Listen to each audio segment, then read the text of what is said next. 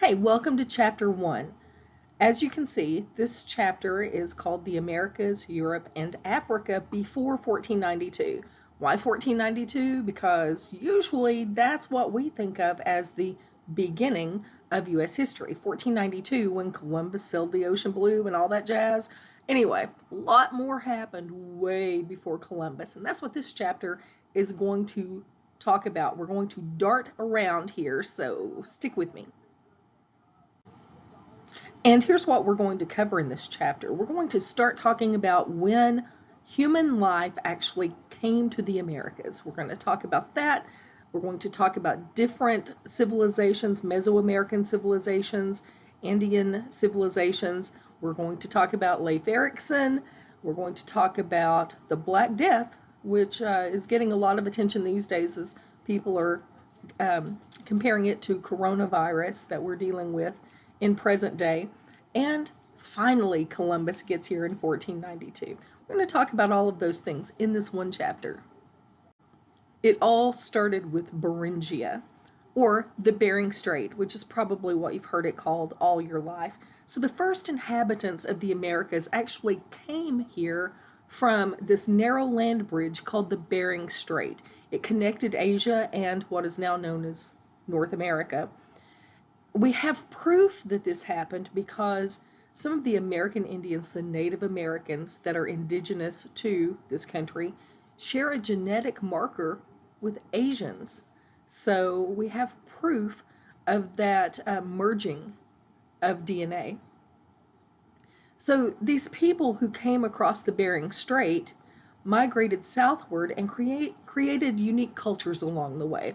These people were hunters and gatherers. And that's what drew them all across the land. Okay, so I mean, if they had just walked across the bridge and settled, they might be in Washington or Alaska, somewhere there, and maybe had developed great cultures. But because agriculture was not a thing yet, so they wandered, they hunted, and they gathered. If you're constantly on the search for food, you're constantly moving, which means you've got to find shelter over and over and over again. So agriculture really changed so much.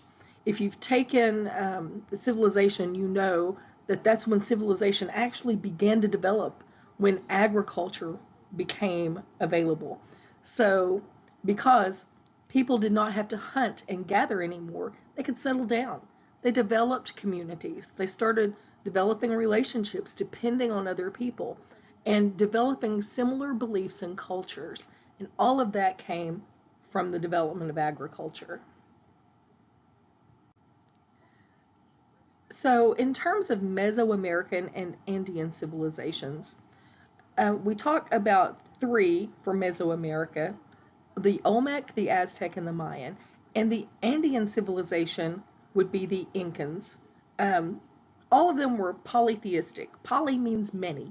If you wear polyester shirt, it means there are many fibers woven into it. So polytheistic means many gods. Theism always relates to gods. So polytheistic equals many gods. And some of these people used blood sacrifices of their enemies. Some of them developed astronomy and used it for planting, which, now I don't know if you've ever heard of the Farmer's Almanac, but it also relies on astronomy for planting. And many of them developed written languages or a language of some sort in which they could communicate with each other. I think the Olmec are really interesting, largely because of these huge carved heads. I mean, how can that not be interesting? So the Olmec carved these heads from these huge boulders that were sometimes up to 50 tons in weight and were usually 4 to 11 feet tall. Now, the characteristics of these were all the same. They all had flat noses, they had wide, slightly crossed eyes, and they had large, flat lips. And so some of these features are actually still seen today in some of the people that are native to that area, which is really kind of interesting. So they had some incredible carvers at the time that were able to create something that would forever hold these features for us to have this comparison. So the Olmec lived in the Gulf Coast of Mexico region from 1200 to 400 BC. And those big head sculptures weren't the only thing they created. They also created a pyramid in La Venta. They also built aqueducts to irrigate and transport water to cities. Now, a lot of times when we think of civilization, we naturally think of, the crescent of civilization, the area along the Nile or the Tigris and Euphrates rivers. But it's important to know that civilization wasn't just starting there, it was starting everywhere. And that's what we have happening basically in our area, right? The Gulf Coast of Mexico area. So the Olmec people ate maize or corn. They had squash like we do, beans, tomatoes, fish. Living along the coast, they would automatically have a lot of fish, and small dogs for protein. Now, in class, usually when I say small dogs for protein, it takes a minute, and someone automatically raises their hand and says, does that mean they ate dogs? Like, yes. Yes, that means they ate dogs, but they domesticated dogs for the purpose of protein, for the purpose of food, sort of like we do with cows. They did with small dogs. And they also developed trade and a class structure. So the Olmec had people who, had more money and possessions than other people. So they did have that developing. The Olmec formed the base of the Mayan and Aztec cultures as well. Now, the Olmec culture disappeared. It was reclaimed by the jungle, which is why it's so incredible to find these huge stone heads, It's really neat to find something like that, to find a culture that had all but disappeared. Then we move on to the Mayans. They lived in the Yucatan and Central America area. There was no single ruler of the Mayan culture. It was ruled by a group of priests. So this governing body of the group of priests, as you might imagine, were at the top level of their society classes. So there was a sharp division in classes. Of course, the priests who ruled were at the very top level of it. The Mayans had this sophisticated culture.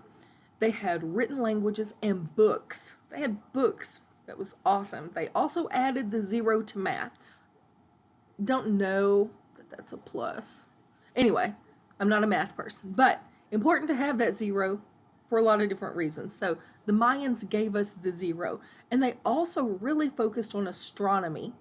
And through astronomy, they were able to calculate seasons and eclipses. Now, astronomy and astrology, two different things, okay? So astrology is kind of like the horoscope thing. Astronomy is the science part of studying the heavens. So they use that to calculate not just seasons, but also eclipses. Then we move on to the Aztecs. And this image, I included it here for this reason. I mean, you can see it's kind of gory. At the top level of this pillar is a priest who, if you can see it, he's got a knife and he's cutting the heart out of one of the sacrificial victims. Now, it's a beating heart, so they have to do this while the person is alive, which just seems really extra cruel to me. Anyway, so they cut the beating heart out at the top of the temple because, the top of the temple is closest to God, where they can sacrifice the beating heart at that exact moment. And then they're finished with the body, so they just roll it down the steps. It's done. Anyway, they believed that this kind of sacrifice appeased the gods, and in return, the gods would keep them healthy, strong, and well.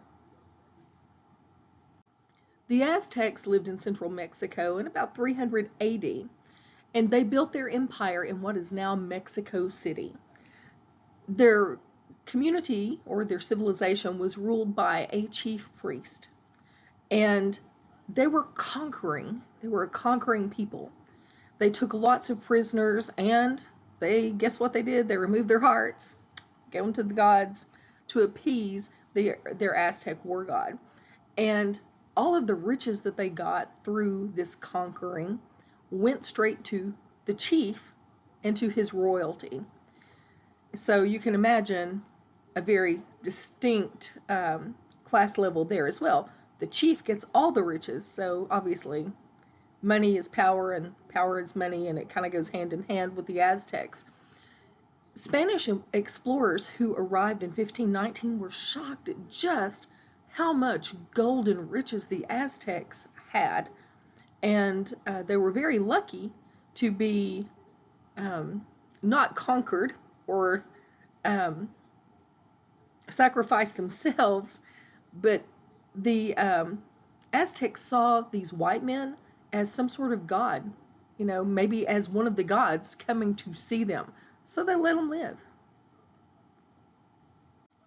Now, the Incas lived in Peru, South America. Their tribe was much larger than the Aztec tribe, and they were ruled by an emperor.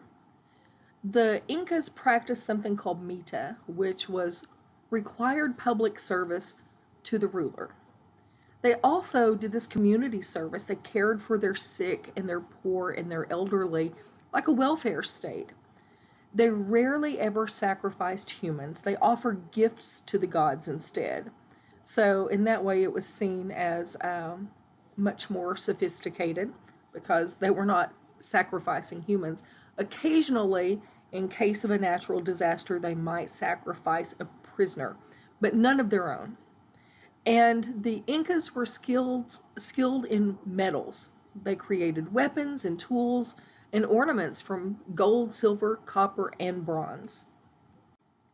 So, we talked about how some of the other cultures had written languages and even had books. But the Incas didn't have a written language. Instead, they relied on reading these knots. This is called a quipu. And each knot had a different meaning.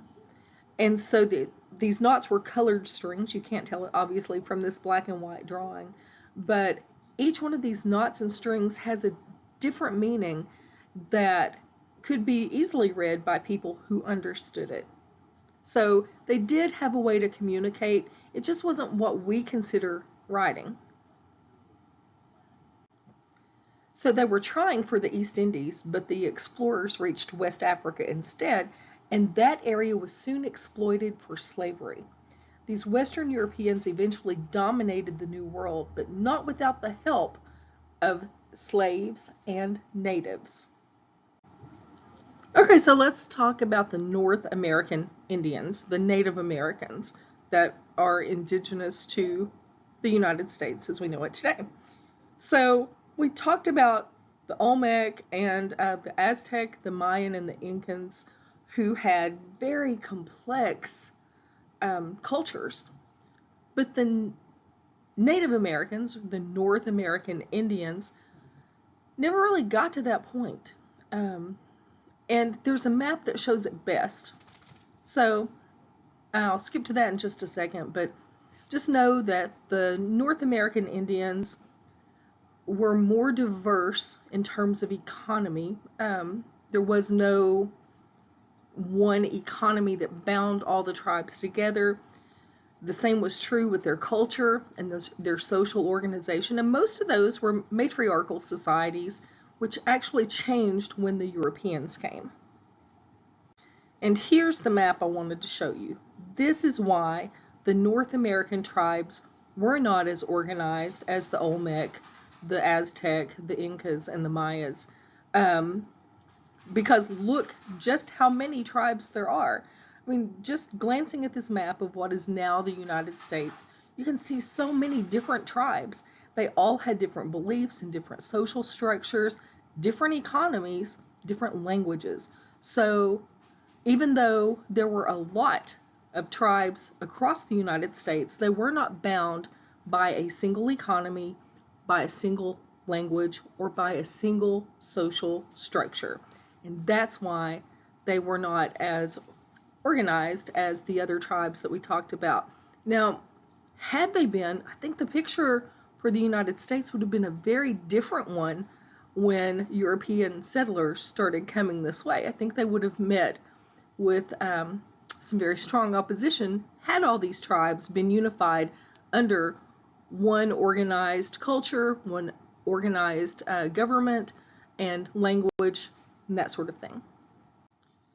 Now, among the Native Americans, we had Pueblo cultures that were a little more organized than some of those that we saw on the last map.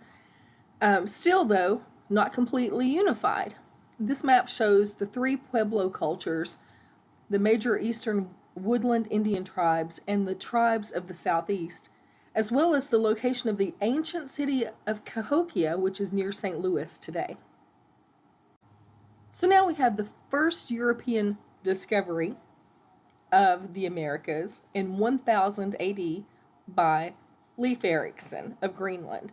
So when he came, the Native Americans seemed rather welcoming. He left, brought back more people with him in 1010, 10 years later, and the Native American attacks actually pushed them back.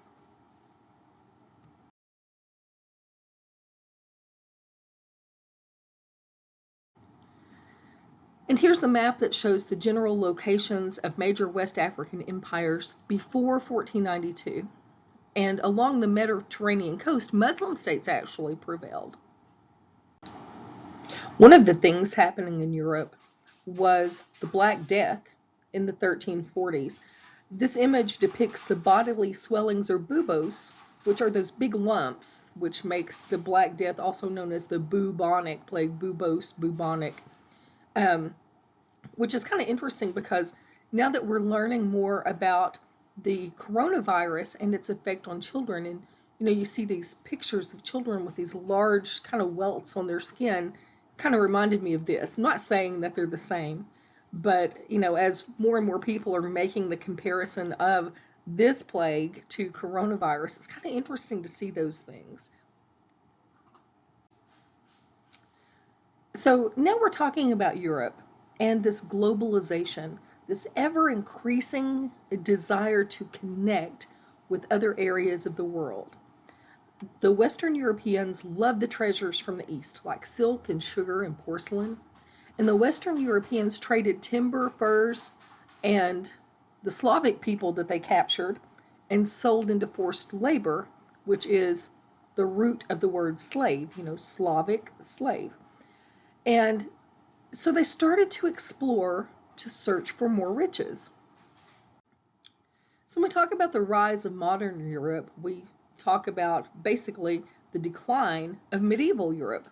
So Europe declined in wealth and trade and disintegrated politically and economically. It was driven by this lure of the East, though. So the revival of trade came about. And basically, it was about spices. People wanted spices. We cannot imagine it today when it's so easy to go to the Dollar Tree or Walmart and buy, onion powder or cinnamon for 98 cents or $1.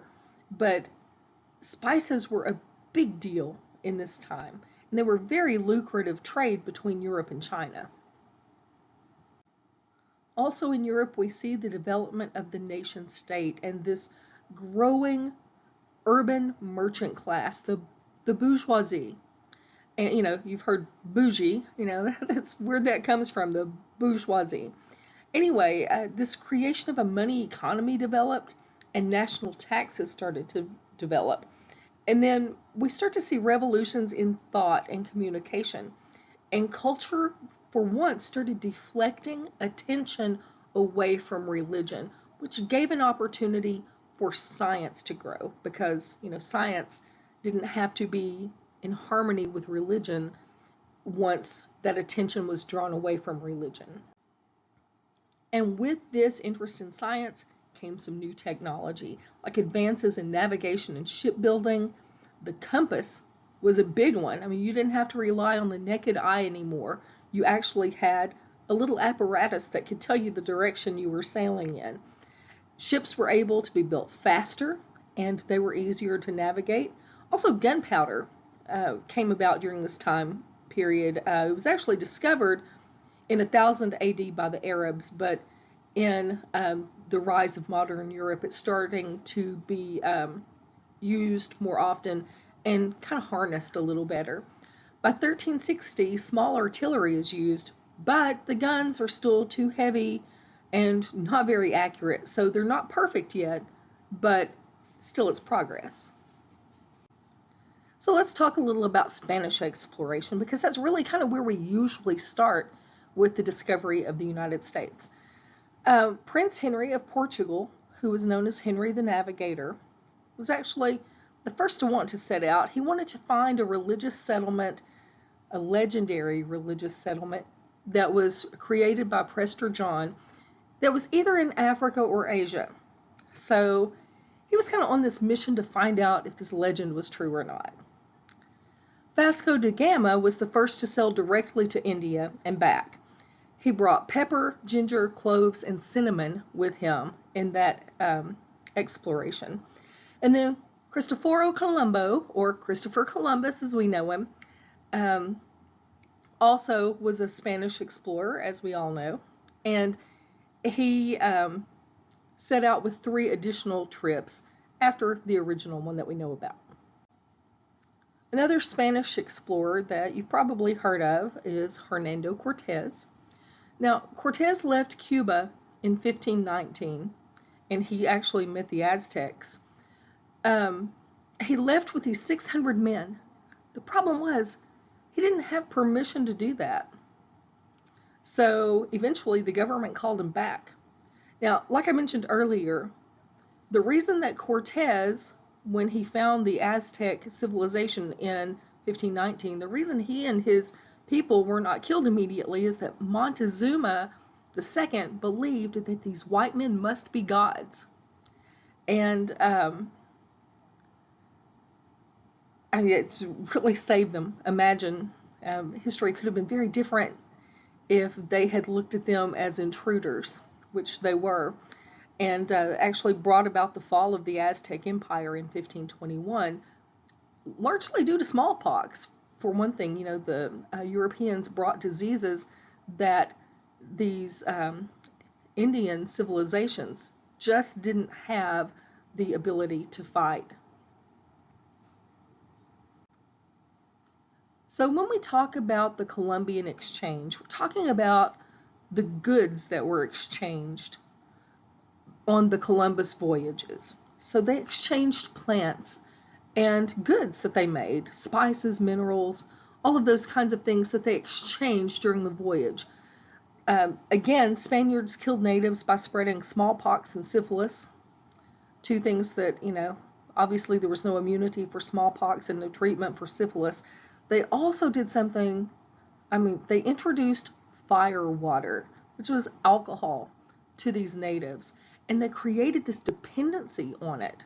And so at that point, the natives would trade willingly in order to get fire water.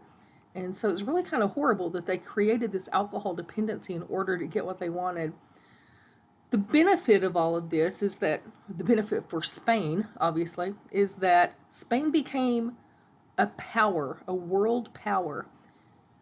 The exchange actually improved the diet for Europeans, and it gave them more luxuries. Again, not many benefits for the natives that were killed and exploited. These benefits from the Columbian exchange are for the Spanish. And this is an image of slave trade. These traders had their slaves connected at the neck, if you'll notice that. Those big things that were connecting them all. It's like they've got their heads stuck through tables or something, and they're keeping them all together that way. Muslim traders brought slaves to the North African coast where they might be sent to Europe or other parts of Africa. And so this map shows the routes that were used in the course of the slave trade and the number of enslaved people who traveled each route. As the figures indicate, most African slaves were sent to Brazil and the Caribbean. While West Africans made up the vast majority of the enslaved, it was the east coast of Africa, too, also supplied slaves for the trade. Okay, now, usually when we talk about this in the classroom, there are some extra questions that come up. And last semester, there were so many interesting extra questions that came up. I wanted to add a few slides to explain a little more about those questions. Okay, so we didn't talk about it in the previous slides when we talked about the Incas, but the conversation started in class one day about the Incas and how They were pretty much more civilized than the other tribes. They did less human sacrificing unless it was a prisoner. Sometimes they sacrificed children, specifically in ceremonies called capacoca. So they sacrificed children for these because they were pure. They were the best for the sacrifice. They found young children who hadn't had really much time to become mean or foul in any kind of way. The boys were not older than 10. The girls were usually about the same age too. They could go up to age 16, but if they were that old, they had to be a virgin. Very much, they were chosen for their looks. So the most beautiful children were dressed in fine clothing, and they were sacrificed in these capacoca ceremonies. Now, they couldn't have any freckles, they couldn't have any scars. So, someone asked, if you lived during this time, did you hope and pray that your children were ugly? Well, I don't know. I didn't live in that time. It's hard to judge by our standards today what happened then. One, it's not our culture. It's totally different. So I can see how perhaps this might be something that parents would be very proud of at that time. Now today we would kind of freak out by it, we'd scar our children so they wouldn't be picked. But we don't know. There's just not any kind of documented information about it. Now, these ceremonies would start in a community, and sometimes they go through several different communities to kind of wind their way around. A lot of times they went up a mountain, and when they got up to the mountain, sometimes the kids were, beaten and knocked out so that they would die. Some were left just simply to freeze to death or die of the altitude of hypothermia. Some were cut open and had their hearts removed. Some were strangled. And then their blood was used to paint on the idol statues that they had. Archaeologists have found silver and gold along with children's remains. And so that's how they know that these children were sacrificed. If you want to see a little video or read a little something about it, I've got a link here. If you click on the word children in the actual slides that are attached, it'll take you to that. Another question was, how did the Arabs discover gunpowder? So we know the Chinese used a black powder in the 10th century in religious ceremonies. Like they'd sprinkle this black powder on a fire so it would make loud popping noises that were used to scare demons, sort of like firecrackers. They may have used it to propel small rocks from bamboo. And even though the Chinese used that in the 10th century, historians tend to credit the Arabians with this discovery because they were the first to use it in a working gun in the 12th century. And the first gun, again, was bamboo. It was a bamboo tube reinforced with iron, and it fired an arrow that was propelled by this black powder, gunpowder. And another question, why was the tribe called the Blackfeet tribe? So one of the reasons they were referred to the Blackfeet, there are several legends, so we don't know exactly. So the color of their moccasins supposedly was the reason for their name. They generally painted or dyed the soles of their moccasins black. And one legend says that there was an important chief who walked through the ashes of prairie fires, which turned his moccasins black. So this would have been something, this painting of the moccasins to be black would have been something that they would have done in honor of this brave or this legendary chief.